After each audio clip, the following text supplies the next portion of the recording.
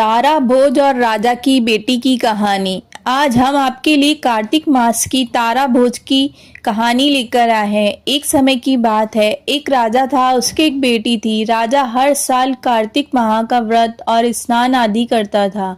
एक समय राजा की बेटी ने कहा, पिताजी इस बार कार्तिक स्नान में हम तारा भोजन का व्रत करेंगे। राजा बोला, ठीक है। राजा की बेटी ने पूरे श्रद्धा भाव से तारा भोज का व्रत किया।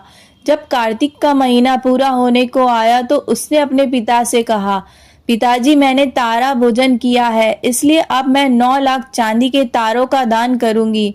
राजा ने कहा, ठीक है। उसने उसी समय सुनार को बुलाया और कहा, राजकुमारी ने कार्तिक माह में तारा भोजन किया है, अब तुम उसके लिए 9 लाख तारे बनाकर दो, जिसका वो दान करेगी। सुनार ने राजा को हाँ कर दी, लेकिन घर आकर वो सोच में पड़ गया। उसकी पत्नी ने पूछा, क्या बात है, आप इतनी चिंता में क्यों हो?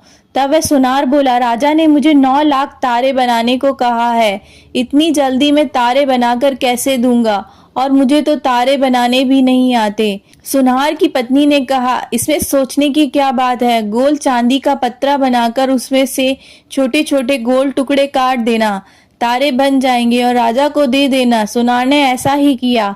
उसने पत्रे के तारे काटकर राजा को दे दिए। राजकुमारी ने 9 लाख तारों का दान किया। ऐसा होते देख भगवान का सिंहासन डोलने लगा।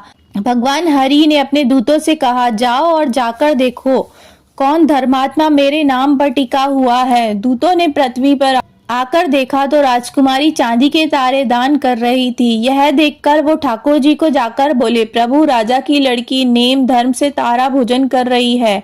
भगवान ने कहा, उसे मेरे विमान पर बैठाकर बैकुंठ लोक में ले आओ। भगवान के दूत राजकुमारी को लेने पहुंचे और बोले, भगवान हरि ने तुम्हें बैकुंठ में बुलाया है। राजकुमारी बोली, मैं ऐसे नहीं जाऊंगी, जिसने मेरी सहायता की है सबको साथ में लेकर जाऊंगी। दूत एक बड़ा सा विमान लेकर आए और सबको लेकर चले।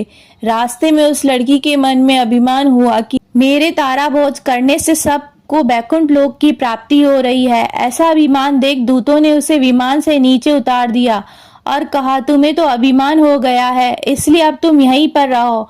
और वह दूत बाकी सबको लेकर श्री हरि के पास पहुंच गए। भगवान ने पूछा, इनमें से तारा भोज करने वाला कौन है? तो दूतों ने कहा, प्रभु उसमें अभिमान का भाव आ गया था, इसलिए हम उसे वहीं पृथ्वी लोक पर छोड़ आए, और जिन्होंने कार्तिक व्रत में उसकी सहायता की थी उन्हें हम यहाँ पर ले आए। राजकुमारी ने भगवान श्री हरि से क्षमा याचना करी। भगवान ने कहा, अभिमान के कारण तुम्हारे अच्छे कर्मों का फल निष्फल हो गया है। अब तुम फिर से श्रद्धा पूर्वक तारा भोजन करो, कार्तिक स्नान करो, तब तुम्हें बैकुंठ की प्राप्ति होगी। अगले वर्ष उसने फिर से श्रद्धा पूर्वक कार्तिक स्नान में तारा भोजन व्रत किया। भगवान के दूत आए और उसे लेकर बैकुंठ लोक को चले गए।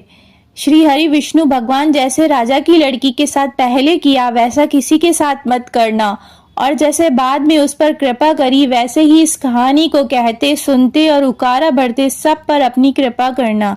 जय श्री हरि विष्णु की जय, कार्तिक महाराज की।